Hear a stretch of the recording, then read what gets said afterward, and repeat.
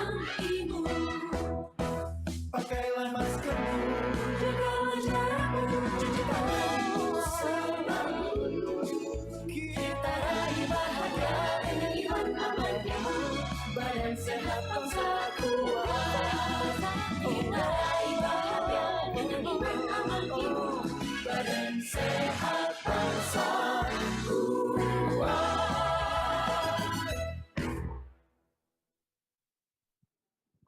Selamat pagi pendengar dan pemirsa. Assalamualaikum warahmatullahi wabarakatuh. Salam sejahtera untuk kita semuanya. Data per tanggal 6 Januari pukul 12 menunjukkan bahwa penambahan kasus positif secara signifikan mencapai 8.854 kasus. Karena itu, pemerintah segera mengambil langkah responsif, yaitu memberlakukan pembatasan kegiatan di sejumlah daerah per tanggal 11 hingga 25 Januari 2021.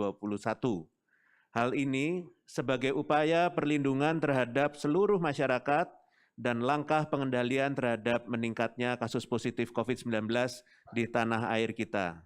Di sini saya akan memandu jalannya konferensi pers ini yang akan disampaikan oleh Letnan Jenderal TNI Doni Monardo sebagai Ketua Satgas Penanganan COVID-19 sekaligus Kepala Badan Nasional Penanggulangan Bencana dan juga oleh Ketua Komite Penanganan COVID-19 dan Pemulihan Ekonomi Nasional Menteri Perekonomian Bapak Erlangga Hartarto melalui video conference.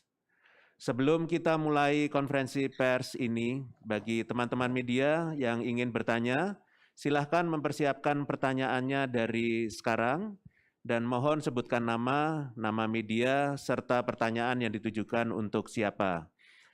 Baik keterangan pers terkait update pembatasan kegiatan masyarakat atau PPKM di berbagai daerah Jawa dan Bali akan disampaikan pertama oleh Bapak Erlangga dan akan disampaikan poin-poin penting dari kebijakan tersebut. Untuk itu kami persilahkan kepada Bapak Erlangga untuk memberikan beberapa poin penting dari kebijakan baru dari pemerintah. Mohon silakan Bapak Erlangga. Terima kasih yang saya hormati Pak Doni Monardo, Kepala Satgas COVID, yang kami hormati Prof. Wiku, dan teman-teman media cetak dan elektronik yang saya banggakan. Pertama, kami menyampaikan bahwa sesuai apa yang disampaikan kemarin di Istana terkait dengan kebijakan yang diambil pemerintah, ini pertama ditegaskan bahwa ini bukan pelarangan kegiatan masyarakat, yang pertama. Yang kedua, masyarakat tidak panik atau jangan panik. Yang ketiga, tentu kegiatan ini adalah mencermati perkembangan COVID yang ada. Kita lihat pada kondisi hari ini kasus aktifnya ada 112.593, kemudian yang meninggal ada 23.296, kemudian yang sembuh ada 652.513, tingkat kesembuhannya adalah 82,76%, dan tingkat kematiannya adalah 2,95%. Nah, salah satu yang kita lihat bahwa ini ada laju penambahan kasus per minggu, yang per Desember kemarin itu 48.434, nah ini per Januari ini sudah meningkat 51.986. Nah, kita melihat ada beberapa daerah zonasi yang kasusnya tinggi, sehingga ini semua berbasis pada data-data, dan kemudian secara level kabupaten kota ini juga sudah terinci, dan pemerintah melihat ada beberapa daerah yang tingkat bed occupancy ratio-nya adalah 62,8%. Dan kemudian apa yang diatur oleh pemerintah, itu yang pertama pemerintah menggunakan kriteria, yaitu pertama tingkat kematian itu di atas rata-rata tingkat kematian nasional, atau tingkat kematiannya adalah di atas 3%, kemudian tingkat kesembuhannya di atas rata-rata kesembuhan nasional, kemudian tingkat kesembuhan di bawah rata-rata nasional atau di bawah angka daripada 82%, kemudian kasus aktifnya di atas rata-rata nasional atau di atas 14%, dan rumah sakit bornya di atas 70%. Nah, apa yang diatur ini tadi disampaikan bukan menghentikan seluruh kegiatan. Jadi kegiatan-kegiatan sektor esensial, baik itu bahan pangan, energi, ICT, keuangan, logistik, perhotelan, konstruksi, industri, pelayanan dasar, utilitas, Opfitnas, seluruhnya bisa berjalan. Dan ini diberlakukan tanggal 11 sampai 25 Januari, dan instruksi daripada Menteri Dalam Negeri sudah diterbitkan, dan beberapa gubernur di daerah tersebut akan memberikan surat edaran yang sudah menerbitkan kemarin di Bali, dan hari ini direncanakan Gubernur DKI.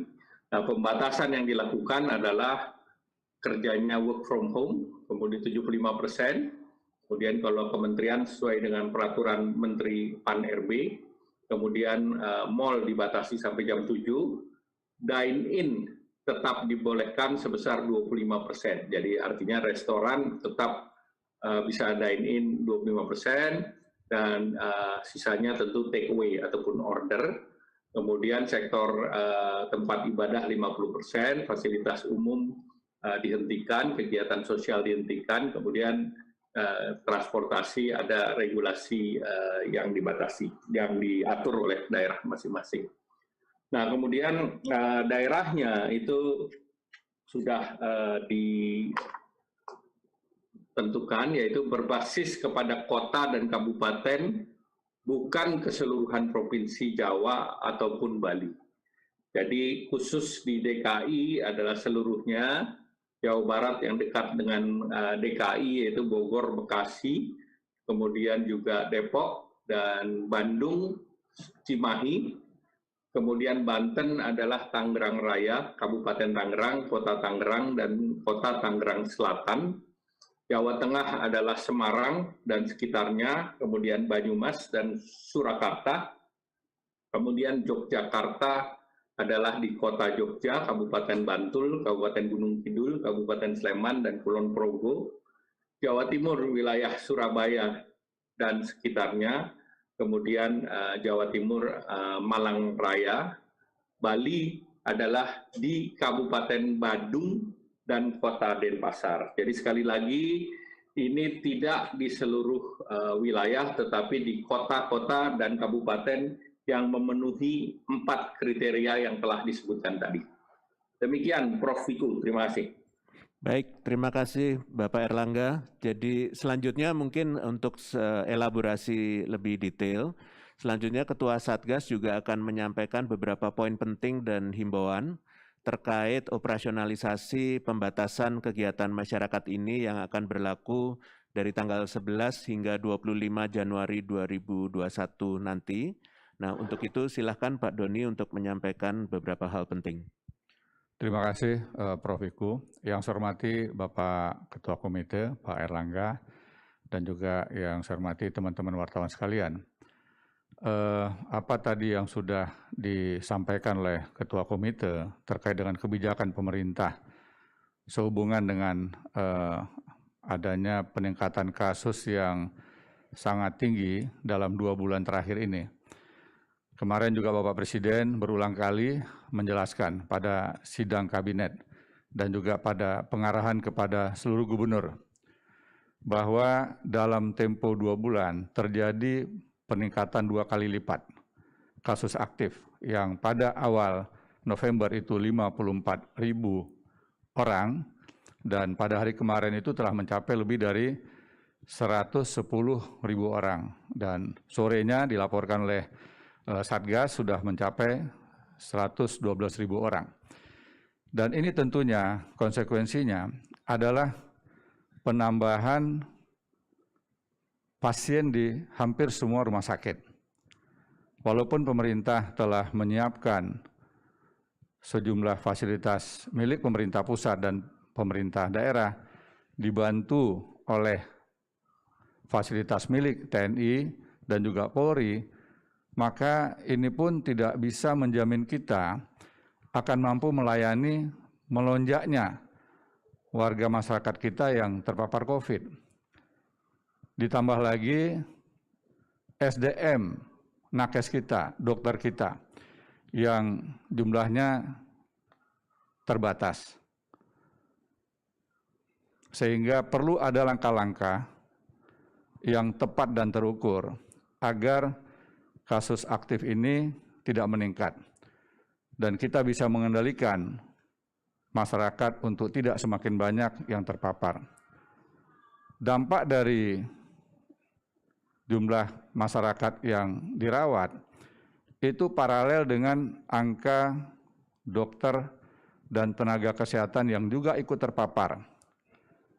Yang dampaknya langsung adalah meningkatnya angka kematian para dokter kita.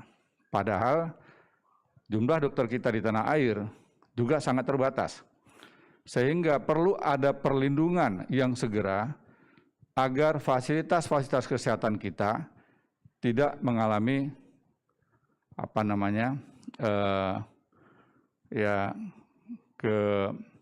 kepanikan. Ya. Fasilitas rumah sakit, tenaga dokter, dan perawat harus mendapatkan perlindungan. Nah, berdasarkan pengalaman pada bulan September yang lalu, ketika terjadi pelonjakan kasus yang juga sangat tinggi, kemudian pemerintah pusat bersama dengan pemerintah daerah menyusun strategi untuk melakukan pembatasan. Alhamdulillah, saat puncaknya terjadi pada bulan Oktober, minggu kedua, lantas bisa kita tekan itu sampai 20%. Jadi pada bulan Oktober pertengahan, kasus aktif mencapai hampir 67.000 orang. Ditekan sedemikian rupa, kerjasama antara pusat dan daerah, mampu mencapai 54.000. Terjadi penurunan hampir 13.000, artinya sekitar 20%. Ternyata bisa. Nah, ini yang harus kita lakukan setelah kita melihat kasus aktif meningkat dengan pesat sekali, maka pemerintah pusat bersama dengan pemerintah daerah, didukung oleh seluruh komponen masyarakat, harus bisa bersama-sama melakukan berbagai upaya, berbagai langkah, pencegahan. Sekali lagi pencegahan. Bapak Presiden berulang kali dalam setiap kesempatan mengatakan pentingnya mematuhi protokol kesehatan. Nah, hari ini ya kami semua di Satgas dan juga kita semua mengajak masyarakat untuk melakukan evaluasi. Mari kita bandingkan permintaan kita semua kepada masyarakat dan kita sendiri, saya juga, untuk patuh kepada protokol kesehatan, pakai masker, jaga jarak, tidak boleh berkerumun, cuci tangan sesering mungkin, belum sebanding dengan pengorbanan para dokter dan perawat yang harus melayani pasien sekian jam, bahkan ada yang pakai pampers karena tidak mungkin bisa buang air ketika melayani pasien.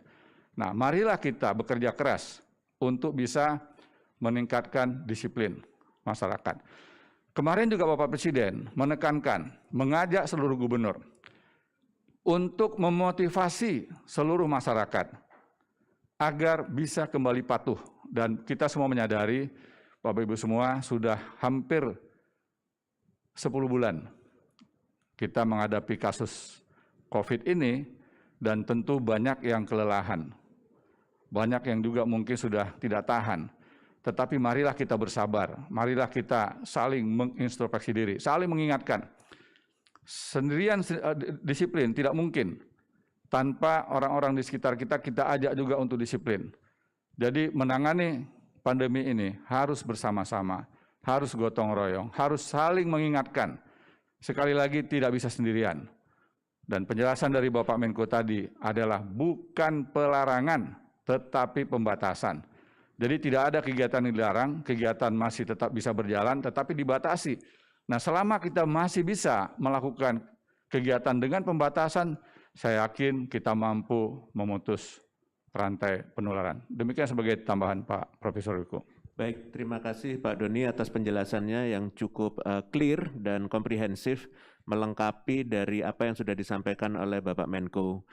Untuk itu kita ingin menggali lebih jauh tentang beberapa poin penting yang mungkin menjadi pertanyaan banyak pihak, dan nanti ada media juga yang akan menanyakan. Tetapi pertama mungkin kami perlu menggali lebih jauh kepada Pak Menko, Pak Erlangga. Kira-kira apa ya alasan dimulainya pembatasan kegiatan masyarakat itu di Jawa Bali, dan kemudian aspek sektor ekonominya yang harus juga dibatasi tapi tetap berjalan sejalan dengan peningkatan upaya penanganan kesehatan. Mungkin Pak Menko bisa menjelaskannya, Pak. Pertama ditegaskan bahwa ini bukan seluruh Jawa dan Bali. Jadi bukan Jawa Bali tetapi penanganan secara mikro kabupaten kota sesuai dengan kriteria yang tadi, yaitu tingkat kematian, kesembuhan, kasus aktif dan keterisian rumah sakit. Yang kedua tentu tadi yang disampaikan oleh Pak Ketua Satgas BNPB, yang utama adalah kedisiplinan masyarakat. Kalau masyarakatnya disiplin, tentu ini angkanya akan turun seperti tadi disampaikan. Nah, mengapa tanggal 11 sampai tanggal 25? Karena kita baru saja libur Natal dan Tahun Baru. Berdasarkan pengalaman, juga data yang ada, habis libur besar, itu ada kenaikan 25 sampai 30%. Di mana kalau kita hitung dari Tahun Baru itu jatuhnya pertengahan bulan Januari. Nah, tentu ini kita harus jaga bersama dengan keterbatasan fasilitas yang akan ditingkatkan di sektor kesehatan, dengan kapasitas rumah sakit didorong menjadi 25-30% untuk penanganan COVID, maka tentu ini yang mendorong pemerintah untuk mengingatkan masyarakat untuk pentingnya kedisiplinan. Jadi itu sebetulnya kuncinya kedisiplinan, penanganan kesehatan, ditambah lagi pertengahan minggu depan itu akan mulai vaksinasi. Dan memang beberapa negara seperti di Inggris misalnya pada saat menjelang vaksinasi mereka juga melakukan lockdown di kota. Sekali lagi kita bukan melakukan lockdown, kita hanya pembatasan, bukan pelarangan. Dan kedua tentu ini sudah dipertimbangkan dan dibahas secara mendalam berdasarkan data-data yang ada dan mengantisipasi pelonjakan akibat liburan. Yang berikutnya tentu memperhitungkan situasi kegiatan sosial ekonomi masyarakat. Nah, alhamdulillah hari ini indeks harga saham gabungan sudah masuk di jalur positif lagi. Jadi saya tadi monitor angkanya sudah kembali ke 6.127 sehingga tentu direspons secara baik oleh pasar. Dan sekali lagi saya tegaskan bahwa kesehatan dan ekonomi ini berjalan beriringan, jadi tidak dipertentangkan. Sehingga dengan kebijakan ini betul-betul pemerintah sesuai dengan arahan Bapak Presiden menjaga keseimbangan antara sektor kesehatan dan sosial ekonomi masyarakat. Dengan disiplin masyarakat tetap bisa beraktivitas mencari mata pencaharian, tetapi dengan disiplin yang ketat. Demikian Prof. Wiku. Baik, terima kasih Pak Erlangga. Jadi rupanya pengambilan keputusan ini betul-betul timingnya mempertimbangkan banyak hal. Yang pertama tentunya sinergikan antara kesehatan dan ekonomi, dan ternyata timingnya juga tepat dengan indeks harga saham gabungan juga yang sudah mulai meningkat, dan timingnya juga ditentukan kaitannya juga dengan setelah ada akhir tahun libur dan kondisinya tepat. Hal yang sama juga ternyata kasusnya juga sedang meningkat. Jadi ini adalah timing yang tepat untuk memainkan gas dan rem yang seperti diarahkan oleh Presiden, tetapi kegiatan sosial ekonominya juga yang esensial tentunya masih bisa berjalan dengan baik. Mungkin selanjutnya masih ada satu lagi pertanyaan untuk Pak Erlangga. Tentunya para kepala daerah terutama di Pulau Jawa dan Bali, terutama pimpinan kota maupun kabupaten mulai bertanya-tanya apa yang harus mereka persiapkan dalam beberapa hari ini menuju pemberlakuan keadaan ini, dan mungkin nanti bisa dijelaskan singkat oleh Pak Erlangga dan kemudian juga dilanjutkan oleh Pak Doni. Silakan Pak Erlangga. Jadi pertama, kepala daerah ini diharapkan sudah menyiapkan peraturan daerahnya, baik itu Pergub maupun Perkada. Kemudian tentu ini sejalan dengan instruksi Menteri Dalam Negeri yang kemarin sudah dikeluarkan, dan satu daerah yang sudah mengeluarkan yaitu Gubernur Bali dengan SE Gubernur Bali, dan ini untuk mendorong dan sinergi dan harmonis dengan apa yang diinstruksikan oleh Menteri Dalam Negeri. Nah, Gubernur DKI saya monitor akan mengeluarkan hari ini, kemudian demikian pula gubernur-gubernur seperti dari Banten, kemudian Jawa Tengah, serta Jawa Timur. Sehingga dengan demikian seluruh aturannya sudah didorong. Yang perlu dipersiapkan selain regulasi adalah mendorong Satpolnya, Satpol PP-nya untuk menjaga kedisiplinan masyarakat, tetapi juga dijaga agar tidak menimbulkan ekses karena sektor esensial masih beroperasi dengan protokol kesehatan yang ketat.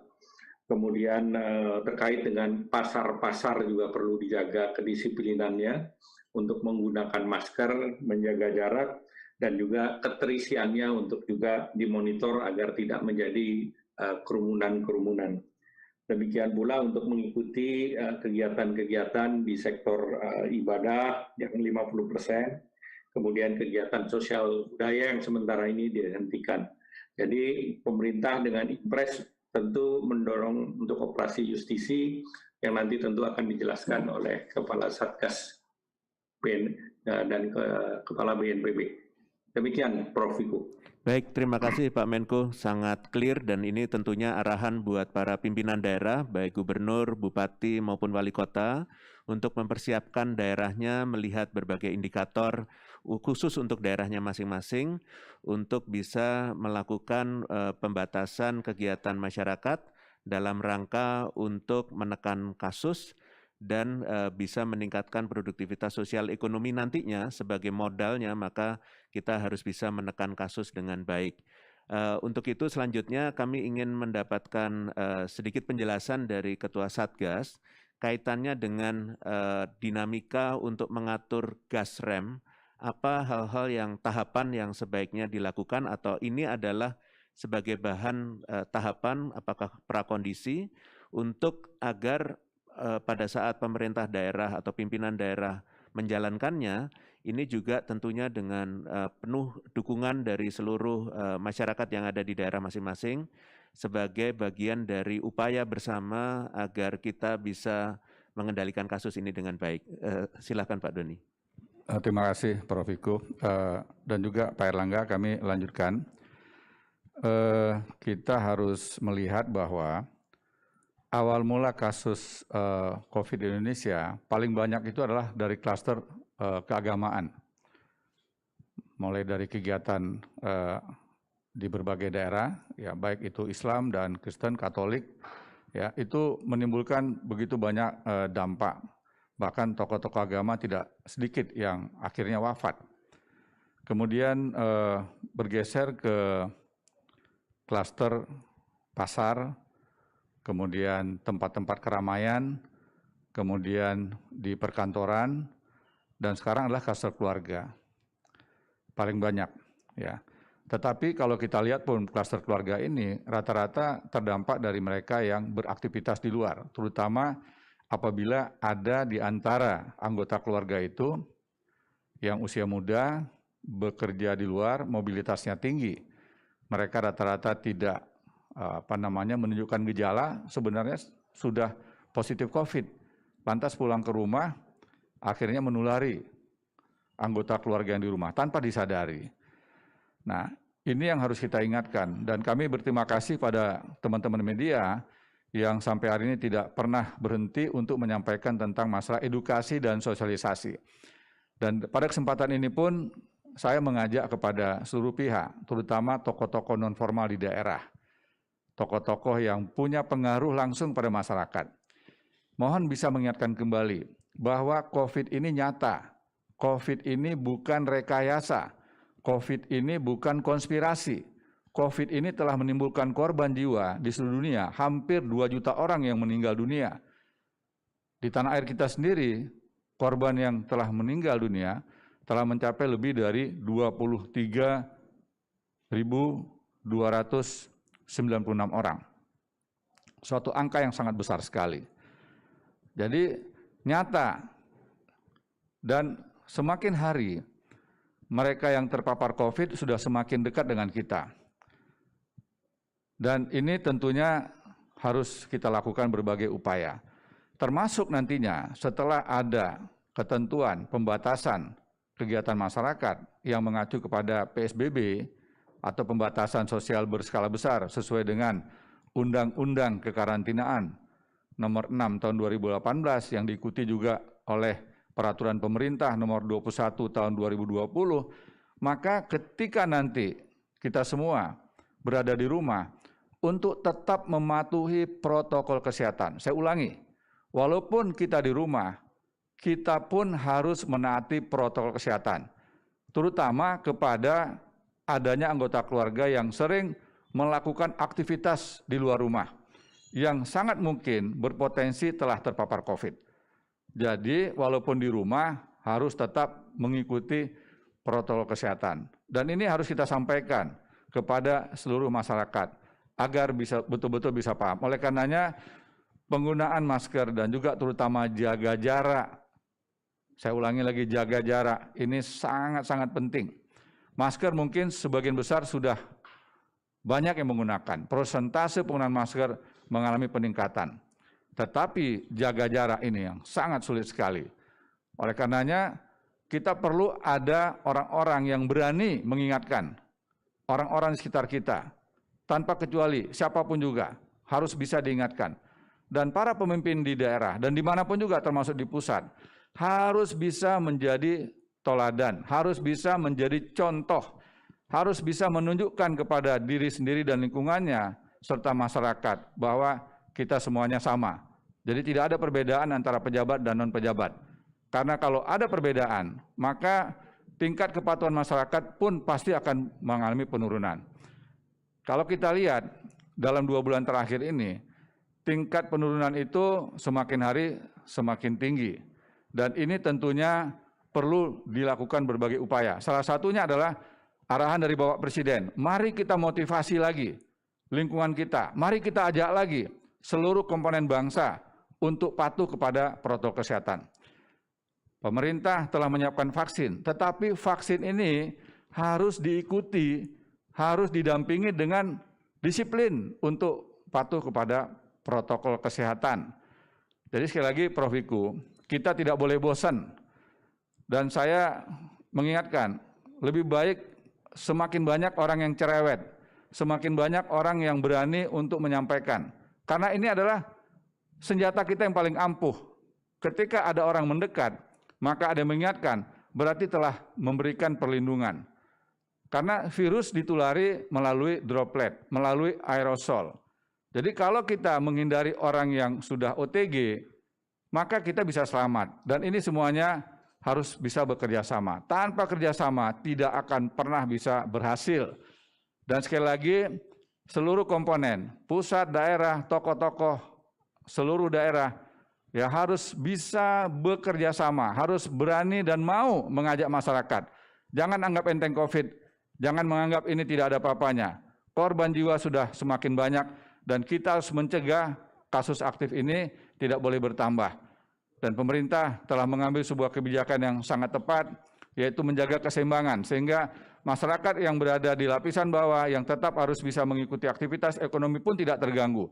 Karena kita harus jaga tidak boleh terpapar COVID, namun juga tidak boleh terkapar PHK. Demikian Pak.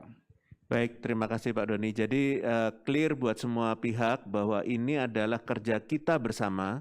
Jadi pemerintah perlu dibantu dengan seluruh komponen masyarakat dan media adalah salah satu stakeholders yang penting sekali untuk membantu agar seluruh komponen masyarakat betul-betul paham dan bisa bergerak bersama-sama menghadapi COVID ini.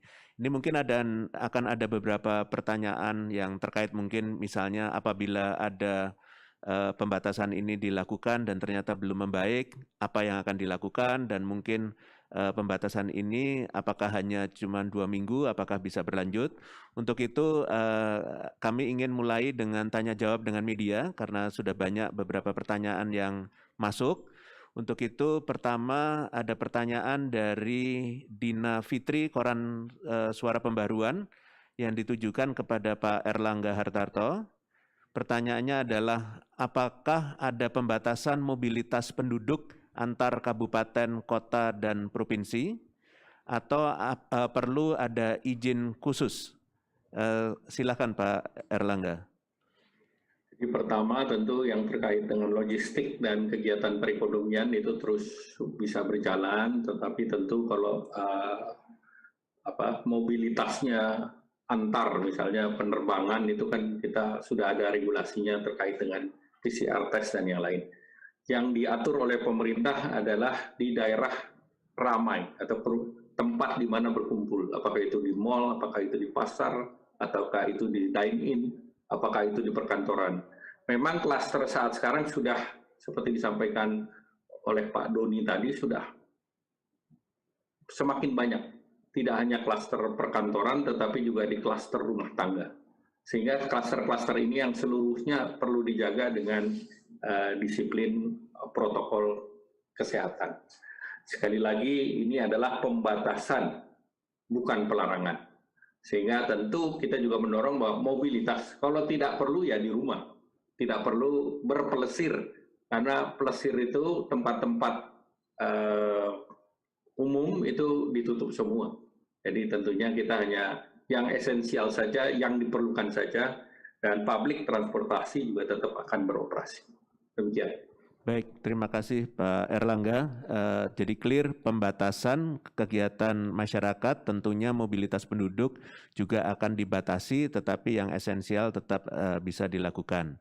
Kemudian berikutnya ada pertanyaan dari Bapak Agung Widiantoro dari Jawa Tengah, ini juga untuk Pak Erlangga. Pertanyaannya adalah bagaimana dengan wilayah kabupaten kota yang tidak disebut dalam radius PSBB atau yang diatur dalam pembatasan ini, apakah ada pengetatan meskipun korban terpapar COVID-19-nya juga cukup besar? Jadi kota dan kabupaten yang statusnya orange atau hijau itu tentu itu ada beraktivitas seperti biasa. Tetapi tentu kota yang punya 4 kriteria tadilah yang dibatasi, dan secara detail masing-masing khusus di Jawa Tengah nanti Pergub daripada Pak Gubernur akan mengatur, dan karena ini akan berlaku minggu depan, tentu silakan nanti meneliti regulasi yang diterbitkan oleh Pak Gubernur, tetapi secara prinsip di seluruh Indonesia wilayah orange itu harus berhati-hati, dan masyarakatnya perlu disiplin agar wilayah orange itu tidak berubah menjadi wilayah merah. Dan kuncinya tentu disiplin masyarakat yang 3M, menggunakan masker, menjaga jarak, dan mencuci tangan. Terima kasih. Baik, terima kasih. Jadi jelas bahwa daerah-daerah tentunya dengan pimpinan daerah masing-masing pasti memperhatikan indikator-indikator yang ada untuk bisa juga melakukan kajian untuk menentukan apakah ada pembatasan kegiatan masyarakat sesuai dengan yang sudah diarahkan oleh pemerintah. Selanjutnya ada pertanyaan dari Dinda CNBC Indonesia untuk Pak Doni Monardo. Pertanyaannya adalah perkiraan pemerintah dan Satgas dengan PPKM di Jawa dan Bali ini, apakah dapat mengurangi lonjakan kasus positif hingga berapa persen? Silakan Pak Doni. Baik, terima kasih Mbak Dinda dari CNBC Indonesia. Pengalaman kita ketika pemerintah pusat dan daerah bersama-sama melakukan upaya pembatasan pada pertengahan bulan September tahun yang lalu, tahun yang lalu, dari angka 67.000 kasus aktif, kita bisa tekan sampai dengan 54.000 selama kurang lebih sekitar 1,5 bulan. Nah, artinya pengalaman yang lalu ini sekarang kita ulangi kembali lewat pembatasan, dan kita harapkan persentasenya bisa lebih besar dibandingkan pada periode September dan November awal. Jadi kalau pada saat itu terjadi penurunan sekitar 20%, dan kita berharap bahwa periode ini persentase yang kita turunkan itu jauh lebih besar lagi. Nah, oleh karenanya diperlukan satu strategi, diperlukan sebuah cara yang efektif dalam upaya meningkatkan disiplin masyarakat. Dan kita tidak berharap bahwa periode ini kita kehilangan momentum, ya, karena Pak Menko dan juga Menteri Keuangan mengatakan bulan Januari adalah momentum terbaik bagi perkembangan di bidang ekonomi kita. Nah, apa yang harus kita lakukan sekarang adalah memanfaatkan seluruh jaringan pemerintah sampai ke tingkat yang paling rendah, yaitu desa, kelurahan. Dan kami bersama dengan Menteri Dalam Negeri sudah berkoordinasi dan kami juga sudah melakukan berbagai pertemuan serta mengundang para bupati dan gubernur untuk kembali mengaktifkan posko di seluruh provinsi dan kabupaten kota dalam rangka menegakkan protokol kesehatan. Bagi mereka yang abai tentu perlu diberikan sanksi dan kita harapkan adanya ketegasan-ketegasan dari para pihak yang memang memiliki kewenangan untuk mengatur itu semua. Kenapa posko ini penting? Karena di posko ini dapat berdiri berbagai macam unsur. Posko itu terdiri dari berbagai unsur pemerintah provinsi, kabupaten kota, ada unsur TNI dan Polri, ada unsur-unsur pemerintah pusat yang ada di daerah, termasuk Kominfo, ada begitu banyak lagi lembaga lain yang ada di daerah. Nah, itu berada pada satu sistem. Sehingga edukasi dan sosialisasi tidak boleh berhenti. Nah, kita lihat daerah-daerah yang rutin bertahan untuk selalu mengingatkan, dia mampu menekan kasus. Tetapi ada daerah yang fluktuatif. Ada saatnya dia itu rajin, ulet, tiba-tiba mengendor. Akhirnya kasusnya naik. Jadi dibutuhkan stamina untuk menghadapi. Kita nggak tahu, Bapak Ibu semua, kapan COVID ini akan berakhir. Belum ada satupun pakar di dunia ini yang bisa memprediksi kapan COVID akan berakhir. Kita butuh stamina. Oleh karenanya, kerjasama antara semua komponen di berbagai daerah, pusat dan daerah, di antara daerah dan para pejabat harus betul-betul dijaga. Tidak boleh sedikit pun ada pertentangan, harus kompak.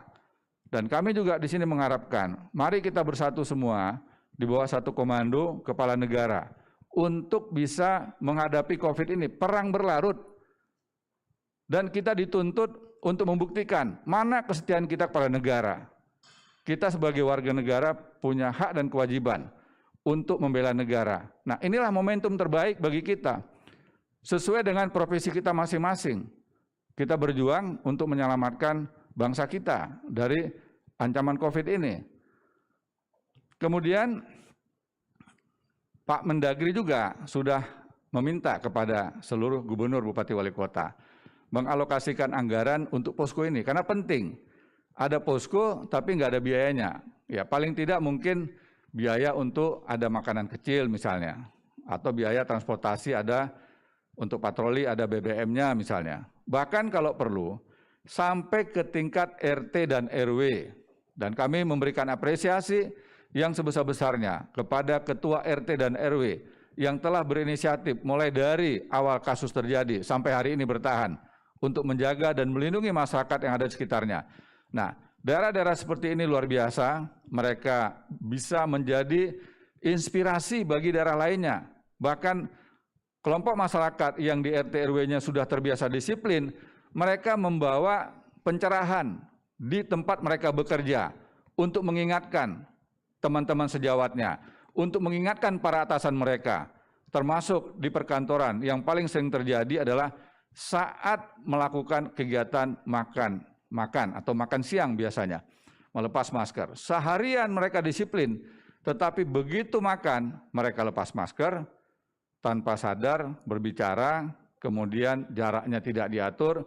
Dari situlah terjadi proses transmisi, terjadilah penularan yang akhirnya begitu banyak saudara kita yang terpapar tanpa tahu dari mana kira-kira mereka terpapar.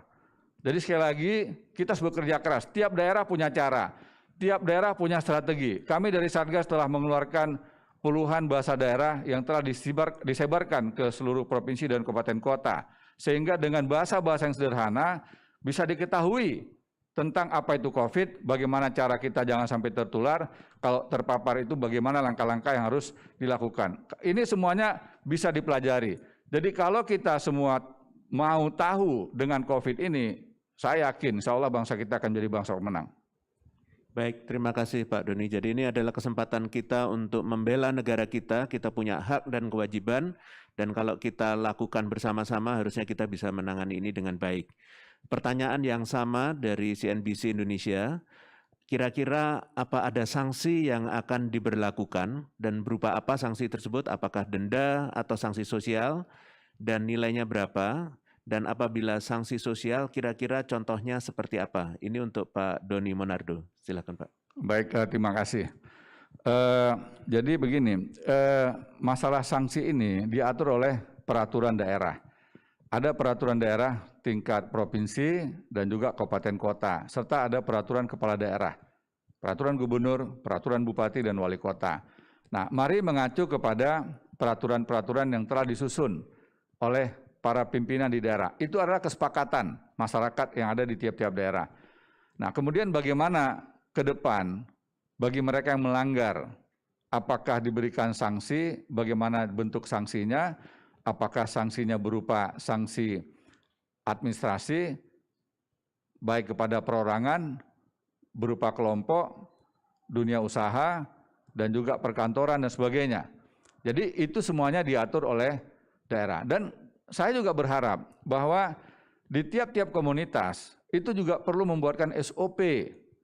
Ini semuanya adalah kesepakatan, ya Bapak Ibu semua. Perlu ada kesepakatan. Jadi kalau kita sudah membuat sebuah kesepakatan dan semuanya itu setia, tunduk dengan kata-kata sepakat yang telah dibuat, maka tidak ada rasanya ada beban. Semuanya pasti dengan senang hati melakukannya. Makanya perlu ada yang namanya komunikasi. Perlu adanya koordinasi. Ya, kami dari awal mengingatkan pentingnya prakondisi. Nah, ketika prakondisi ini tolong para pimpinan seluruh daerah juga mau melibatkan seluruh tokoh supaya semua orang menjadi bagian. Nah, ketika semua orang merasa diwongke, diorangkan, dihargai pendapatnya, dihormati, mereka punya pandangannya, saya yakin semakin banyak orang yang akan berpartisipasi. Tetapi kalau kurang koordinasi, kalau kurang komunikasi, ya tidak pernah rapat, tidak pernah mengundang, bukan rapat fisik, tetapi mungkin virtual. Nah, ini pelibatan masyarakat harus lebih banyak. Sehingga ada yang melanggar, itu masyarakat yang menghukum lewat sanksi sosial. Dan itu akan jauh lebih efektif. Orang akan menjadi lebih malu. Tapi kalau ini nggak mempan, ya tentu peraturan daerah dan juga peraturan bupati, wali kota dan gubernur itu juga tentu harus tetap diterapkan. Nah, ada lagi undang-undang kekarantinaan yang juga mengatur tentang pasal pelanggaran. Bisa disanksi pidana kurungan badan selama 1 tahun dan denda sebesar maksimal 100 juta rupiah. Dan ini yang perlu kita lakukan supaya semua masyarakat itu patuh dan malu kalau melanggar. Jadi hari ini ke depan, kalau kita berbicara dengan orang, lantas kita seenaknya buka masker, itu harus punya rasa malu. Karena apa? Bisa jadi kita adalah OTG, dan orang yang kita ajak bicara adalah orang yang punya komorbid.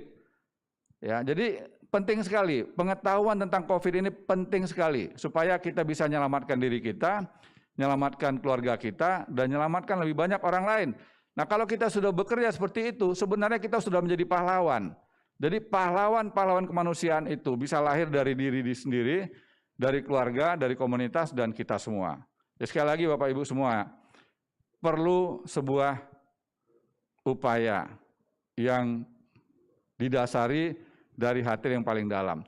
Ada sanksi diberikan hari ini, lantas hatinya masih belum terima, begitu dia tidak melihat aparat, dia menghindar dari aparat, lantas dia tidak disiplin lagi, ya tidak ada gunanya.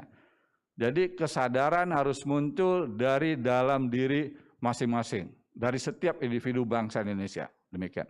Baik, terima kasih Pak Doni. Jadi perlu kesadaran, perlu kesepakatan, sanksi sosial sesuai dengan nilai-nilai sosial juga sudah ada di masyarakat, aspek hukumnya juga, sanksi hukum juga sudah ada. Inilah yang bisa digunakan oleh seluruh pimpinan daerah dan seluruh anggota masyarakat untuk memahaminya bahwa ini adalah kontribusi kita bersama untuk bangsa ini. Kalau tadi kita sudah berbicara tentang penanganan aspek kesehatan, pengendalian tata kelolanya, sekarang banyak pertanyaan dari media ini terkait dengan aspek ekonomi, karena tadi sudah dijelaskan oleh Pak Menko bahwa kesehatan dan ekonomi ini berdampingan. Ini ada pertanyaan dari Apriani Infobank untuk Pak Erlangga. Seberapa optimis PSBB tidak akan mempengaruhi pertumbuhan ekonomi dan bagaimana dengan proyeksi pertumbuhan ekonomi di triwulan pertama, kira-kira di kisaran berapa dengan adanya pembatasan ini? Silahkan Pak Menko. Ya, pertama untuk triwulan pertama ini kan baru 7 hari. Jadi tentu kita melihat berjalannya keseimbangan antara sektor kesehatan dan sosial ekonomi. Tapi kalau kita lihat bahwa prediksi kita di kuartal keempat itu antara minus 2,2 sampai dengan minus 0,9. Nah tentu kita melihat bahwa Januari efek yang kemarin kita lihat di proksi ekonomi, yaitu di pasar modal.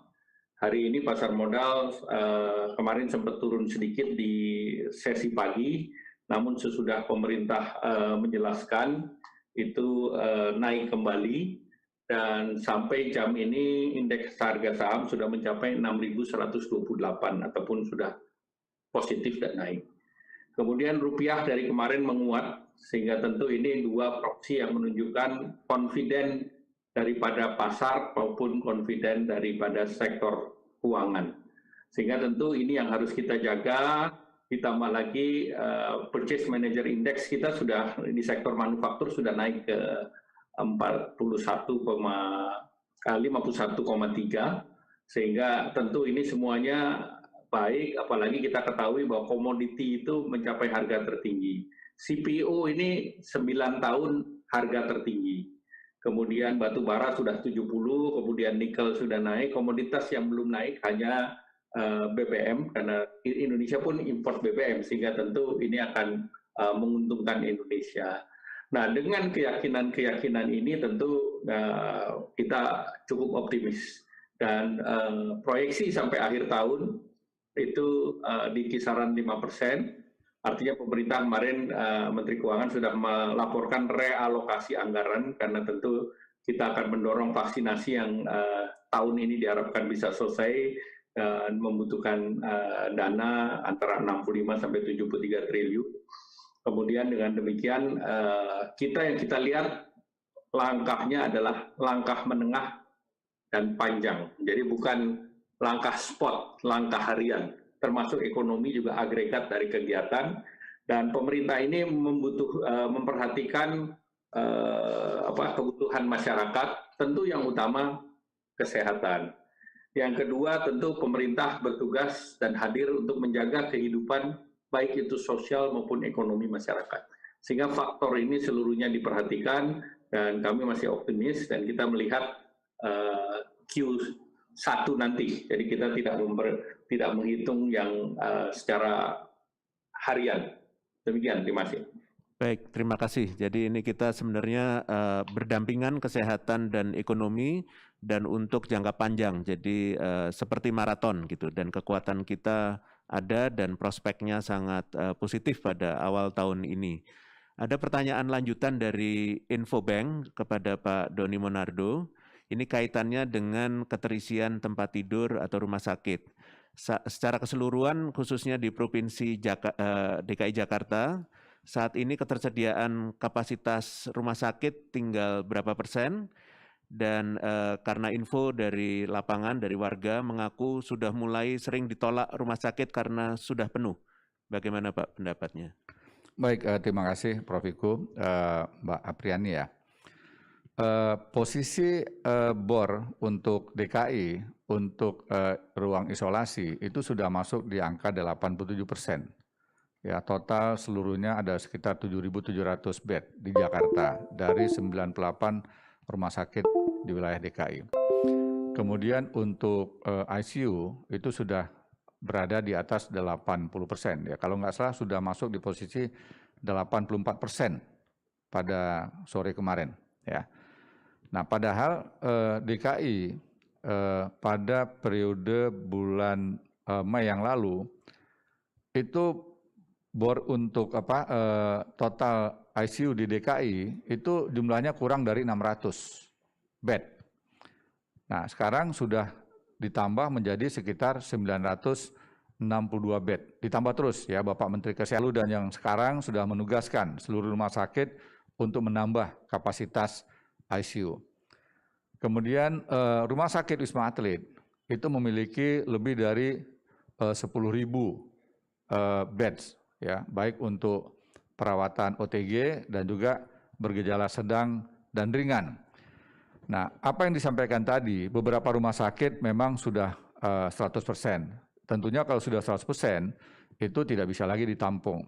Sehingga ada beberapa warga juga, masyarakat, teman-teman kita yang meminta bantuan kepada saya, akhirnya ya harus kita alihkan ke tempat lain, termasuk ke rumah sakit Wisma Atlet. Oleh karenanya, pemeriksaan swab antigen ini adalah langkah awal untuk screening. Ketika sudah ada gejala atau belum ada gejala tetapi sudah ketahuan dengan swab antigen, dilanjutkan dengan swab PCR, maka harus ada langkah-langkah. Mulai dari isolasi mandiri di rumah, kalau rumah mungkin tidak layak untuk isolasi mandiri, pemerintah telah menyiapkan fasilitas hotel dan juga sejumlah fasilitas pemerintah untuk melakukan isolasi mandiri atau karantina mandiri di tempat-tempat yang disiapkan oleh pemerintah. Karena kalau isolasi mandiri di rumah, lantas rumah belum memenuhi standar, akan berisiko kepada keluarga yang lain terdampak. Ya. Kemudian rumah sakit Wisma Atlet sendiri ternyata tidak hanya menampung pasien dari DKI, tetapi juga menampung lebih sekitar 15-17% pasien dari luar DKI, terutama di sekitar wilayah Bodebek. Ya. Dan memang sekali lagi kita harus segera melakukan berbagai langkah dan upaya agar rumah sakit ini tidak boleh penuh, ya, tidak boleh penuh. Karena kalau penuh tentu akan menimbulkan rasa khawatir dan juga bisa berdampak panik bagi masyarakat. Dan langkah kita yang paling tepat ya adalah bagaimana sekarang kita berusaha untuk membatasi kegiatan, untuk tidak melakukan aktivitas yang berisiko terjadinya penularan, atau kita juga bisa menulari orang lainnya. Dan pada kesempatan ini pun saya mengajak kepada semua pihak, terutama para tokoh-tokoh yang masih melakukan berbagai aktivitas dengan mengumpulkan massa, terutama tokoh-tokoh agama. Tolong mohon dengan segala rasa hormat, untuk sementara waktu, kegiatan-kegiatan seperti ini dibatasi dulu. Kita tidak ingin terdampak hal yang lebih besar. Peristiwa yang terjadi pada bulan kegiatan keagamaan, maka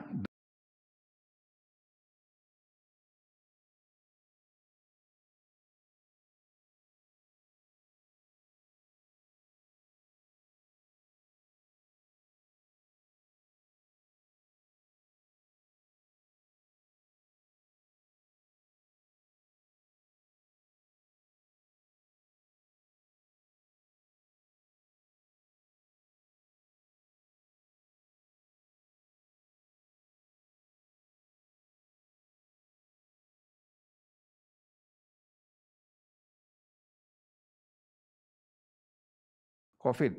Sekali lagi kita harus selamatkan fasilitas kesehatan kita. Jangan sampai kita sudah terlanjur, lantas dokter kita juga SDM-nya terbatas jumlahnya, ya sehingga dampaknya risiko angka kematian dokter yang gugur semakin bertambah. Sekali lagi, mari kita bekerja sama-sama bekerja, meningkatkan disiplin, mengajak semua pihak, mengajak diri sendiri, mengajak orang di sekitar kita, keluarga kita, dan siapa